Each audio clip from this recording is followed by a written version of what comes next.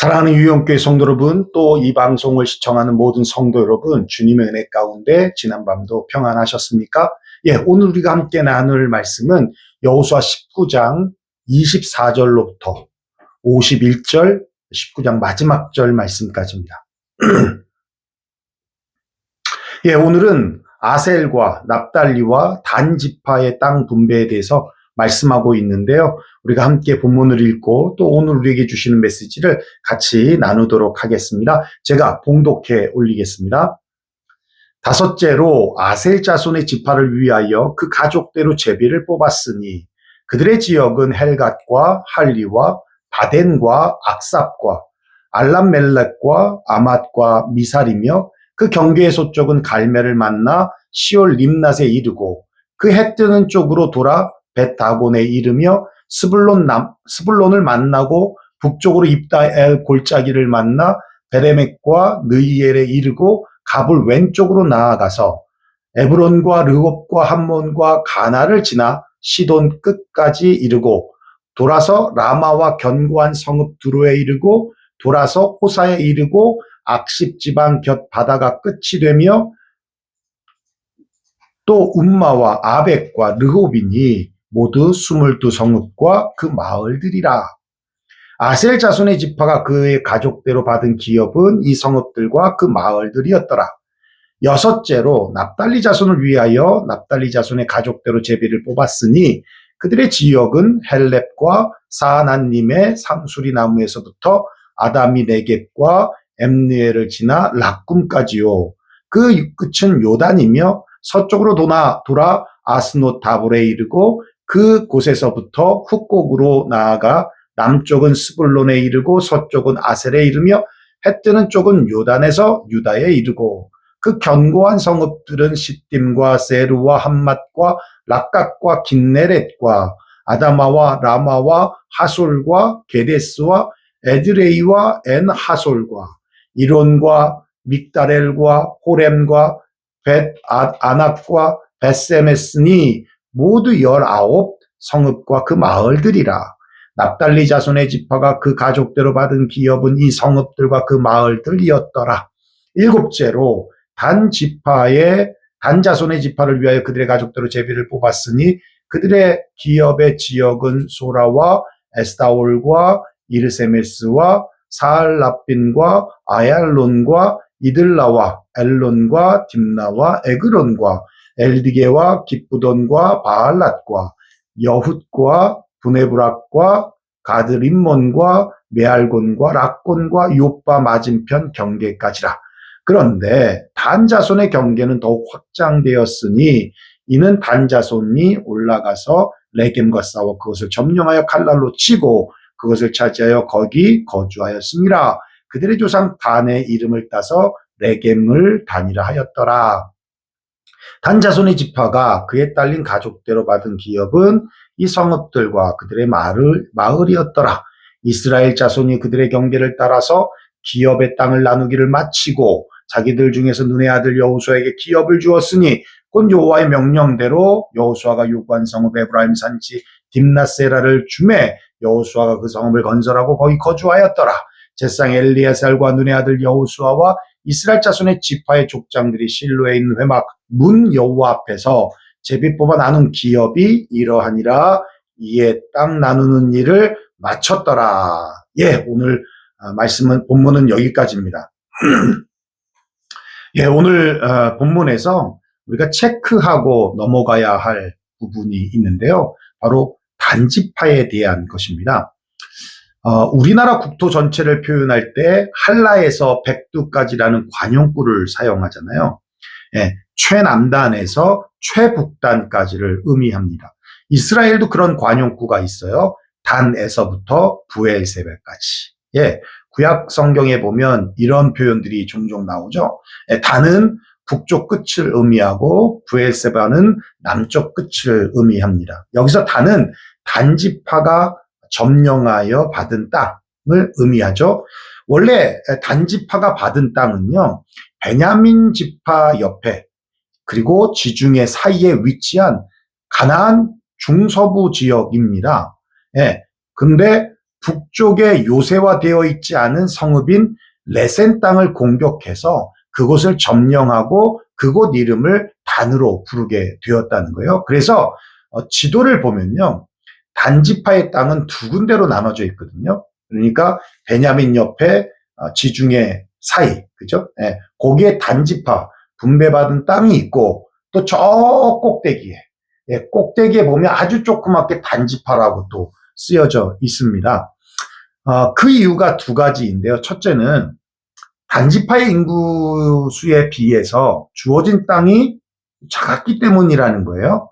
단지파는 두 번째로 인구가 많았던 지파입니다. 그에 비해서 땅은 적었다는 거예요. 그래서 오늘 본문 47절에 보면 그렇게 말씀하죠. 그런데 단 자손의 경계는 더욱 확장되었으니, 그러니까 확장이라는 단어를 쓰고 있다는 거예요. 그죠? 네.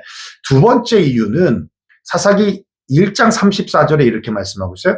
아모리 족속이 단 자손을 산지로 몰아넣고 골짜기에 내려오기를 용납하지 않았다. 예, 그들이 처음 분배받은 땅 인근에는 아모리와 블레셋과 같은 아주 강력한 적들이 위치하고 있었기 때문에 그들로부터 시달리고 있었다는 거예요. 그런데 그들에게 시달리기보다 비교적 안정적으로 살 수 있는 것을 선택하게 된 곳이 바로 조금 전에 말씀드린 레겐 땅이라는 것입니다. 이건 가나안 족속을 쫓아내지도 못할 정도가 아니라 아예 자신들이 쫓겨난 상황과도 같은 거예요. 예, 그런 그들이 이제 자신들이 살만한 곳으로 찾아 나선 곳이 바로 레겐 땅이었다는 거예요. 단지파의 이런 행동을 여러분은 어떻게 생각하십니까? 자신들이 거주할 곳을 찾아 나선 것은 옳은 모습인 것일까요? 하나님의 명령은 분배받은 땅을 정복하는 것입니다. 그런데 가나안 족속이 강하다는 이유로 그곳을 차지하지 못하고 다른 길을 찾는 것은 사사기에 나온 말씀과도 같이 자기 소견에 옳은 대로 행하는 모습입니다. 아무리 아모리 족속과 블레셋 족속이 힘들고 강한 상대라 할지라도 다른 길을 찾아서는 안 된다는 것이죠. 오히려 강한 상대에 비하여 약한 내 모습을 보면서 주님을 더욱 의지해야 된다는 거예요. 여러분, 바울이 얼마나 많은 사람을 고쳤습니까? 네. 성경에 기록된 것도 참 많지만 기록되지 않은 것도 참 많았을 거예요. 하물며 죽은 사람도 살릴 정도로 어마어마한 능력이 그를 통하여 나타나는데 정작 자신의 질병인 육체적 가시는 고치지 못했다는 거예요. 고린도후서 12장에 보면 그것을 위해서 3번 간구했다. 굉장히 많이 기도한 겁니다. 바울에게는. 그렇게 간절히 치료되기를 원했지만 안 됐다는 거예요. 그래서 바울이 뭐라고 고백하냐면 나에게 이르시기를 내 은혜가 내게 족하다. 네. 이는 내 능력이 약한 데서 온전하여짐이라 하신지라. 그러므로 도리어 크게 기뻐함으로 나의 여러 약한 것들에 대하여 자랑하리니 이는 그리스도의 능력이 내게 머물게 하려 함이라. 그러므로 내가 그리스도를 위하여 약한 것들과 능욕과 궁핍과 박해와 곤고를 기뻐하노니 이는 내가 약한 그때의 강함이라. 예, 내가 약한 그때의 강함이다. 이게 무슨 의미예요? 내가 약할 때 하나님을 의지하니까. 하나님을 의지하니까 하나님의 능력이 나에게 흘러들어오더라는 거예요. 왜? 내 힘으로 안 되거든요. 내 능력으로 안 되는 걸 알거든요. 예. 그러니까 바울에게 주신 육체적 가시는 자고하지 못하도록, 교만하지 못하도록 주신 하나님의 방어막이었다는 겁니다. 여러분, 우리의 삶의 가시는 어떻게 만들어지는지 아십니까? 불순종을 통해서 만들어지는 거예요. 결국 이 단지파의 불순종으로 인해 그 열매가 솔로몬 이후에 나타나는데 솔로몬 이후 이스라엘은 남유다와 북이스라엘로 나눠지잖아요. 북이스라엘을 세운 여로보암이 절기 때마다 예루살렘, 남유다의 유다 땅이었던 예루살렘으로 이 10지파의 사람들이 내려가는 것을 막으려고 단과 베델에 엄청난 송아지 우상을 만들어 놓고 그곳에서 제사를 드리도록 했다는 거예요. 어디서요? 다 내서, 다 내서. 사역을 하다 보면, 사명을 감당하다 보면 힘든 일도 있고 억울한 일도 있어요. 시험거리도 찾아옵니다. 그럴 때마다 사역을 그만두면 열매를 맺을 수가 없죠. 사명 감당하다가 힘들 때 어떻게 해야 합니까? 힘 달라고, 나는 약하오니 사명 감당할 수 있도록 힘 달라고 기도해야죠. 새벽 예배에 안 나오시던 분이 갑자기 나오면요, 목회자 입장에서는 굉장히 놀랍습니다. 보통은 문제가 있어서 나오는 거거든요. 한 번은 안 나오던 부부가 같이 새벽에 나오는 거예요. 참 기특하기도 하고, 대견하기도 하고 그랬어요. 근데 얼마 있다가 저를 만나자고 해요. 그래서 만났습니다. 그랬더니 하는 말이 교회를 옮기겠다는 거예요.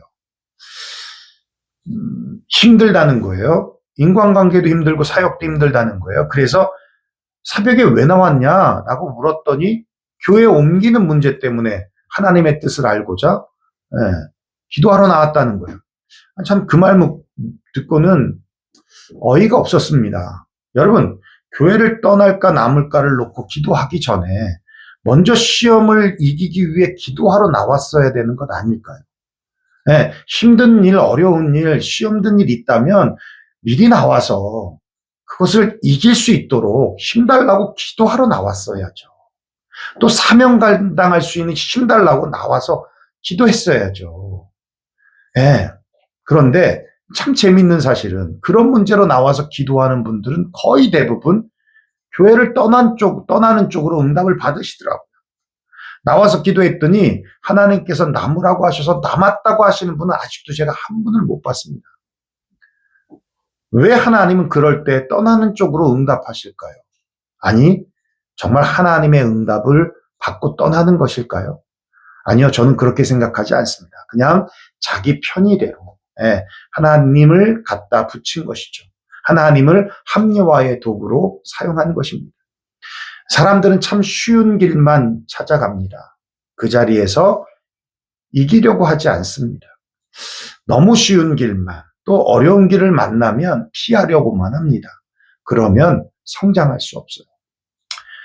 요즘 작은 교회 부흥한다는 얘기 못 들으셨죠? 근데 큰 교회들은 계속 부흥하고 있어요. 더 메가처치가 되고 있습니다. 편안하거든요. 누구도 알아보지 않거든요. 그런데 그렇게 신앙생활하면 성장이 될까 싶긴 합니다만 마지막 세대라 그렇습니다. 여러분 타이타닉이 침몰할 때 어떻게 침몰되죠? 그냥 이렇게 가라앉지 않잖아요. 그죠? 어떻게 해요? 이렇게 서서히, 그죠? 이렇게 서서히 가라앉잖아요. 그래서 결국은 끝까지 사람들이 가라앉기 전까지 몰리잖아요. 한 곳으로. 그런 거랑 똑같은 상황이에요. 여러분 힘들다고 피하면요. 저는 뭐 10번도 100번도 더 그만뒀을 겁니다. 제 삶을 돌아보면 전 참 많은 교회를 다니지 않았어요. 지금까지 30년 넘게 사역자로 살았습니다. 교육자로 살았어요. 제가 군대 제대한 후에 처음 전도사로 섬긴 곳이 방화동에 있는 교회인데 2년을 섬기고, 그리고 선배의 스카웃이죠. 서울에 있는 대림동에 있는 교회에 유치부 전도사부터 시작해서 8년을 섬겼습니다. 그리고 미국에 유학을 와서 이민교회에서 6년을 섬기고, 그리고 유영교회 개척해서 지금 14년. 그게 전부입니다. 어떤 분들 보면 이력서에 사역지 옮긴 것만 가득한 분들도 계세요. 물론 다 사연이 있겠죠. 근데 별로 신뢰가 안 갑니다. 사역을 맡기고 싶지 않다는 거예요. 사명 감당하다 보면, 사역하다 보면 기쁜 일도 있고 힘든 일도 있고 행복한 일도 있고 슬픈 일도 있고, 힘든 일이 있다고 떠나고 마음에 안 드는 사람이 있다고 떠나면 무슨 열매를 맺을 수 있겠습니까? 그렇죠? 지금은 너무 힘든 것 같은데요. 참 사람의 감정이 하루에도 수십 번 변하듯이 또 한 달 지나고 2달 지나면 언제 그랬느냐는 듯이 또 바뀌어요. 그걸 못 참아낸다는 거겠죠. 여러분 월드컵을 앞두고 많은 나라들이 평가전을 갔죠. 그런데 맨날 동남아시아의 이름도 들어보지 못한 나라와 평가전을 해서 승리를 한들 그게 무슨 평가전이 되겠습니까? 강한 나라와 해야 내 문제점이 뭔지도 알고 또 내가 잘 훈련됐는지도 알고 이런 걸 알 수 있겠죠. 오히려 강한 팀을 만나야 더 강해지는 겁니다. 오늘 하루 살면서 너무 쉬운 길만 찾지 마시기를 축원합니다. 고린도전서 13장 4장에 보면요. 사랑은 모든 것을 참으며 모든 것을 믿으며 모든 것을 바라며 모든 것을 견디느니라 라고 말씀하고 있어요. 사명도 마찬가지입니다. 모든 것을 참는다. 내부적인 것들이에요. 여기서의 인내는 내부적인 인내입니다. 충동적인 인내예요.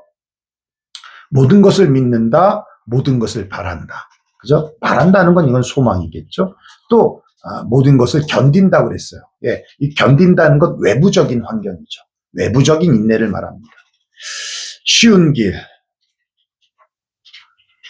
피하는 길로 가지 말고 힘이 좀 들어도 또 어려운 일을 좀 만나도 오히려 주님께 더 한 걸음 나아가는 것.